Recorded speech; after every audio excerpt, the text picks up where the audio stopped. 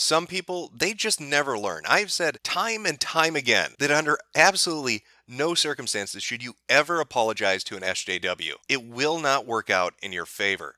And we've seen countless real-world examples of this play themselves out now over the last few years to help highlight that very point. It does not matter how genuine the apology is. It does not matter how actually remorseful you may be. They will continue to be offended. But like a shark smelling blood in the water, once they see that little bit of weakness, once they see you subjugate and sublimate yourself, they're going to go in for the kill. They are going to latch on with their fucking teeth. And they're going to yank and rip until they pull a limb off, because that is the nature of the beast. Snowflakes can never be satisfied, and trying to do so is folly. You will only open yourself up for even more trouble than you may have been in before. And what do you know? The perfect example of this just recently happened. It happened in the last few days, and I wanted to show it to you. I wanted to share it with the people watching so they can get a really good idea of why you should never try to appease these sorts of people. Now, a few days ago, a video was uploaded, and I'll have a link to it in the description if you want to go check it out. It's a fairly short video, about 3.5 minutes long, entitled "One of the Many Faces of Racism in America." And the video centers around a protest that's going on, and it gets interrupted by an individual who comes in and he says very hurtful, mean things. He says the no, naughty, racist words that nobody wants to hear in America anymore. Now, the video itself is fairly benign. There's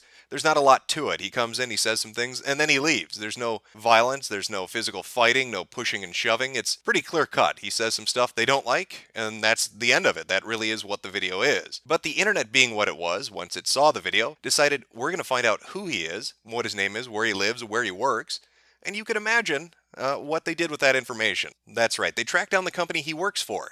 Now, the apology I'm talking about isn't from the man himself. As far as I know, he hasn't apologized. It's from the company that he works for. Today, we were disgusted to learn that one of MMC's former employees used racial slurs. This chimp right here. And made racially charged comments during a peaceful protest in Mars, Pennsylvania, outside of work hours and at a location with which we have no affiliation. We are sorry that this incident occurred. Whether at work or not, we do not condone hate speech. Fucking nigger right here with a fucking mop on his head. Ever. Inclusion and diversity are among MMC's core values. We believe in equality for everyone, regardless of race, age, gender identity, ethnicity, religion, or sexual orientation. MMC has terminated his employee and will never do business with him again in the future. Well, huzzah. The offended people of the internet should be happy. I mean, after all, they found out who this man was, they found out where he worked, and they alerted the company. And within hours, and I do mean within hours, the company not only fired him, but put up this public statement saying he does not reflect our core value. So that should be the end of the story, right? I mean,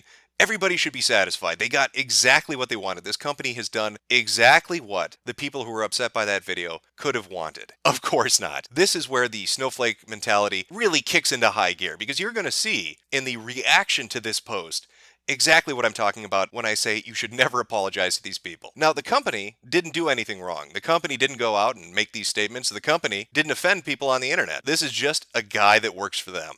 So let's see what the reaction they got was. I'm sure it's completely fucking reasonable. Lori Miller writes, "Although I am glad that this man was dismissed and was stunned by the content of the video, I have to question, with the boldness and ignorance so readily spewed upon innocent protesters, was there really no previous indicators of racism? And if there were, would coworkers please be fearless and come forth and reveal some practices of management that turned a deaf ear? This is 2016, and the content I heard is indicative of violence of a previous era. Come on, it is the current year. Clearly, there has to be more to this story. I mean, obviously, this man said something off of work hours and at a location not associated with work, but for some reason, the workplace must know more than they're letting on. Let's see if Lori Miller can dig to the bottom of that. Let's see what our little detective can find. She continues, "I would like to know exactly what MMC land management policy entailed as far as diversity, considering this debacle that has occurred. If this individual can repeatedly make ape-like sounds towards protesters, it makes me think that perhaps he never had an opportunity to work alongside an individual of color or a disability. You hear that, MMC? You obviously don't have a diverse enough workforce to have allowed such a racist to exist. And the only cure for this is to implement a quota. We need more black people in MMC land management. And apparently we need more disabled people too, because according to Lori Miller, people of color and the disabled are pretty much the same." Of course, Lori wasn't alone. There were quite a few people that had some interesting things to share. Like Mary Lou Boyle, for example. This man should be investigated by the authorities for mental illness. Surely, this has to be a claim for his behavior to save face and gain decent employment in the future. With that being said, all his guns and right to carry should be suspended. The last thing we need is someone recently fired for their beliefs who also has a cache of hunting weapons at his disposal. As far as I'm concerned, he needs to at minimum have his right to carry and own. Question. I think if you say the word nigger, you shouldn't be allowed to hunt anymore. There's a connection between those two things. Well, what a remarkably reasonable reaction, Mary Lou. Oh, you have more to say. His actions on video would make me question his frame of mind. If you worked at his former company, would you want to have him having guns? Ever hear the term going postal?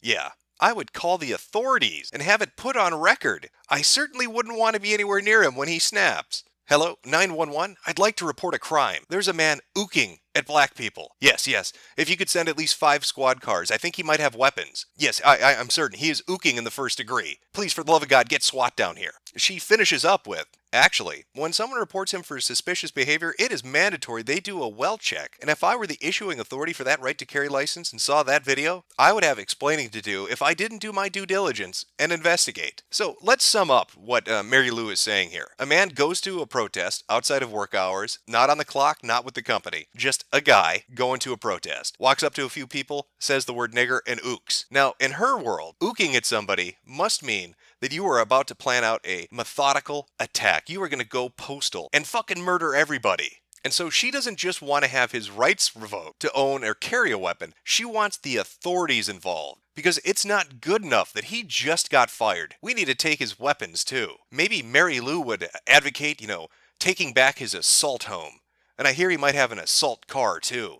Let's get him and his family into the gutter. That's the safest place they can be. And I think Mary Lou has the right idea. Let's strip all ownership rights from him for daring to ook at a black person. Sarah Warner writes, this employee doesn't appear to have much of an internal censor for his racist comments. I find it impossible to believe you were entirely unaware of his bigotry prior to this incident. I suggest a review of his immediate supervisor and evaluations of his coworkers, both as potential conspirators and victims. I think I might have just had a stroke. I need to read that again to make sure I really heard what I think I just did.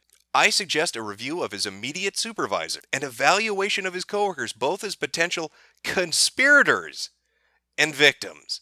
Tell me, have you ever been affiliated with the Communist Party? Do you have any communist sympathizers working at your company? We found a communist saying communist things. We think your company's hiding something. How many conspirators are there? I think Sarah Warner might be an ex-Scientologist. This sounds a lot like something they would say. Are you an SP? Are you a filthy, suppressive person? Who are you working with? What are your crimes? Of course, she goes on to explain her completely reasonable stance.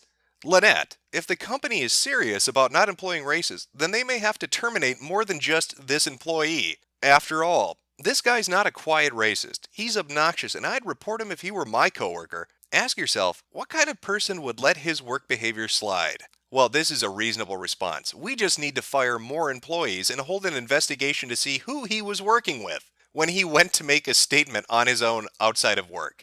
I think that's completely reasonable. I mean, really, when you think about it, I'm sure that at MMC Land Management, the different gardeners and lawn care specialists, they get together.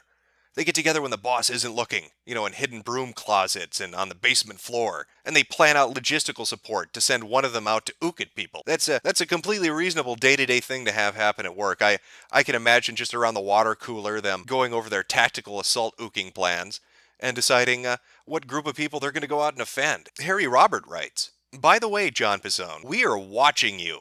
And I think employment possibilities for you are quite limited now. As my 9th grade reacher, a grade you've never accomplished, we cannot hold you responsible for what you think, but when you say it, we will hold you responsible. And to say this in 2015, in front of a camera provides just how stupid you are. It is the current year right now. Don't you understand, John Pizzone, that Harry Roberts is a reacher? He reaches people. That's his job. He reaches the children. He reaches them reading and writing and arithmetic, because that's what a reacher does. That's right. There's a dedicated group of reachers that exist within society. And if you step out of line, they're going to reach out and fuck with you. Andy Mawson writes, Praise for MMC Land Management for firing this scumbag, but it strains credulity. Pulling out those $10 words, aren't you, Andy? It strains credulity to believe he is the only employee with this outlook if we are to believe no one there knew he has this problem, especially as he clearly has no filter as his public postings from his Facebook profile shows, which unfortunately can't be shared here. If MMC Land Management do not have a policy of reviewing social media before hiring, they better get one together tomorrow. Well, I think Andy's being just reasonable. Companies should monitor all their employees outside of work and on all the social media they may use. You can't have freedom in this day and age. That's ridiculous. We need the corporation to make sure you don't step out of line because it may be problematic. Nancy Godfrey writes, "While I appreciate MMC's willingness to take action in the face of an ex-employee's disturbing recorded comments, I have to wonder if MMC's statement about the incident reveals a deeper problem. It's all well and good to put nice-sounding collections of words out there, but unless those words are truly meant in the tangible form of color, gender, and orientation-blind hiring and promotion within the company, then it's only lip service. I find it odd that the ex-employee states only having ever seen 10 people of color in his life. Aren't there any working for MMC? Things that make you go, That's right, MMC. You haven't done a good enough job. Reading these comments makes it clear you need to have at least 10 transsexual disabled midgets working as gardeners at your company, and if you don't, then we know that you're part of the problem. You're part of the conspiracy. You're facilitating ooking in the first degree. I don't know what you're trying to hide, MMC. I've looked at your picture. They're right. All white guys, look at that. All those shitlords. I don't see any transsexual black midgets who are disabled in that picture. I only see privileged shitlords. Now, the reaction to this hasn't just been confined to Facebook. It's not just MMC Land Management's post. This video went viral. It showed up in different news articles. It showed up on different community websites, different social media platforms. And if you were to believe that perhaps this is a little too close to Poe's Law, that these must be people that are just trolling, there's no way people could really think this and say this and want these sorts of things. I'd like you to take two facts into consideration. The first being, look at the amount of thumbs up each of those comments got, and then go look at the post yourself and compare it to other people who are saying more reasonable things. And you will quickly see that there is a lot of support for that kind of notion, the idea that we need to investigate the company, we need to look at all the other employees, we need a racial quota and a new hiring policy. Again,